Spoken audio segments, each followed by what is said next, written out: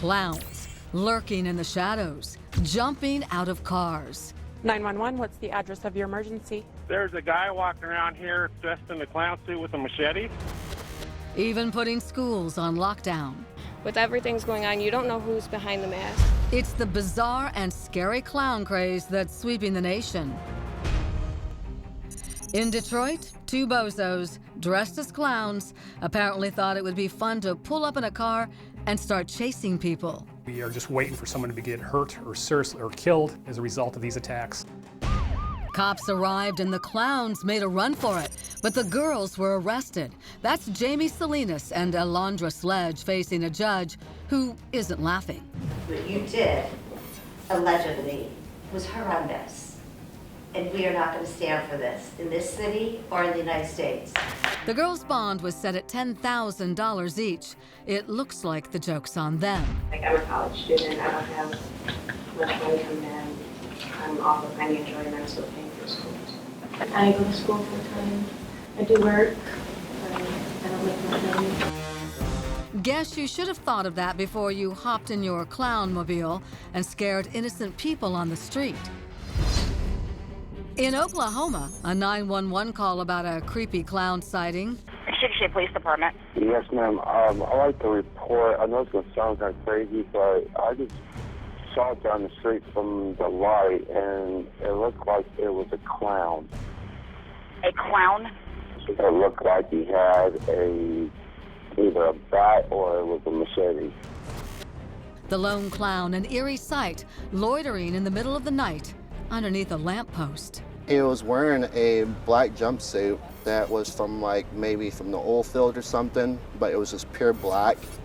I know the mask was white with red hair on top of it, with a dark red nose. But the clowns in this town better watch it, or their days of clowning around could be numbered. In Milwaukee, a daycare center is terrorized by a group of teenagers when kids in clown masks pounded on windows to frighten the children inside.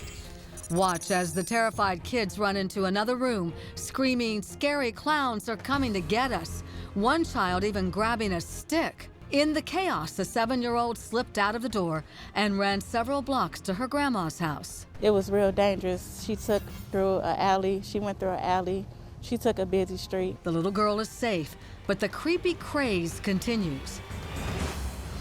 Also in Wisconsin, on police car dash cam, watch as cops nab two clowns. Turns out it was a couple who allegedly left their 4-year-old daughter alone while they lurked around at night. The duo was arrested and charged with child neglect. And in Utah, this terrifying 911 call. There's a guy walking around here dressed in a clown suit with a machete. Okay, I've got a couple officers headed that way. Chris Pierce says he saw the clown, who looked straight out of a horror movie, chasing cars down with what looked like a weapon in his hand. But it was silver. He had a lot of fake blood all over it, and him on the costume. It kind of freaked me out and scared the crap out of my kids because they've already been scared about it for weeks. The clown then reportedly ran to a nearby field and behind homes. And more calls came into 911. It looks to be a fairly young man walking down our street in a clown costume. Any reason you think drugs or alcohol might be involved? He's gotta be to be doing something that stupid. And then Chris goes after the twisted joker. He jumped in a little side-by-side utility vehicle, and chase was on. They just kind of started hitting the back of him, and finally he pulled over. Within minutes, cops arrive on the scene and arrest the weirdo.